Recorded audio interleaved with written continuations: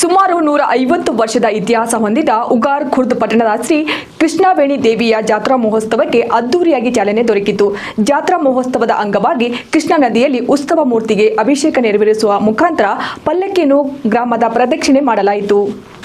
ಉತ್ತರ ಕರ್ನಾಟಕ ಸುದ್ದಿವಾಹಿನಿಯ ಜೊತೆಗೆ ಮಾತನಾಡಿದ ದೇವಸ್ಥಾನದ ಟ್ರಸ್ಟ್ನ ಅಧ್ಯಕ್ಷರಾದ ಬಾಬುರಾವ್ ಕುಲಕರ್ಣಿ, ಕೃಷ್ಣಾ ನದಿ ಮಹಾರಾಷ್ಟ್ರದ ಮಹಾಬಲೇಶ್ವರ ಉಗಮವಾಗಿ ಗಡಿಭಾಗದಲ್ಲಿ ಹರಿದು ಹೋದ ಕಾರಣ ಸುಮಾರು 125 ವರ್ಷಗಳಿಂದ ಕೃಷ್ಣವೇಣಿ ದೇವಿಯ ಜಾತ್ರೆಯನ್ನ ಮಾಡ್ಕೊಂಡು ಬಂದಿದ್ದೇವೆ.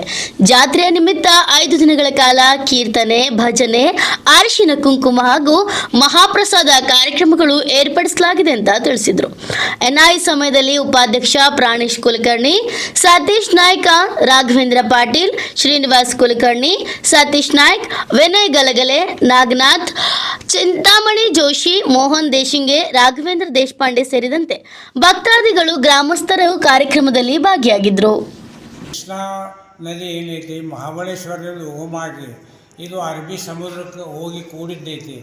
ಅದರಿಂದ ಕೃಷ್ಣವೇಣಿ ಉತ್ಸವ ಇದು ಮೊದಲಿನ ಹಿಡಿದು ಮಾಡ್ಕೋತ ಬಂದದ್ದೈತಿ. ಮತ್ತು ಈ ಉತ್ಸವಕ್ಕೆ ಎಲ್ಲ ಸಮಾಜದವ್ರು ಬರ್ತಿರ್ತಿರ್ತಾರೆ. ಆದರೆ ಈ ನಮ್ಮ 5 ದಿವಸ ಇದು ಉತ್ಸವ ನಮ್ಮದು ಕೃಷ್ಣವೇಣಿದು ಆಗ್ತೈತಿ. ಆದ ನಂತರ ನಮ್ಮದು ಗ್ರಾಮ ದೇವತಾ ಮಹಾಲಕ್ಷ್ಮಿ ಜಾತ್ರೆ ನಡೀತಾ ಇದೆ. 5 ದಿವಸ ಇಲ್ಲಿ ನಡೀತದೆ ಮೊದಲಿನ ಹಿಡಿದ. ಅದರೊಳಗೆ ಮಹಾಪ್ರಸಾದ ಆಗ್ತದೆ, ಅರಿಶಿನ ಕುಂಕುಮ, ಮಂತ್ರ ಪುಷ್ಪ, ಈ ಎಲ್ಲ ಕಾರ್ಯಕ್ರಮ ನಾವು ಮಾಡ್ಕೋತ ಬರ್ತಾಯಿದ್ದೀವಿ. ಕಾರಣ ಇದು ಉತ್ಸವ ಸಾಧಾರಣ 125 ವರ್ಷ ದಾಟಿ ಹೋಗ್ತಾರೆ. ಅವಾಗಿನ ಹಿಡಿದ ಚಾಲು ಐತಿ. ಹಳೆ ಮಂದಿನೂ ಇತ್ತು ಮಾಡ್ಕೋತ ಬಂದಿರು. ಈಗ ನಾವು ಹೊಸ ಮಂದಿನೂ ಮಾಡ್ಕೋತ ಬಂದಿರು. ಈ ಹೊಸ ಹುಡುಗರು ಮಾಡ್ತಾವೆ ನಮ್ಮ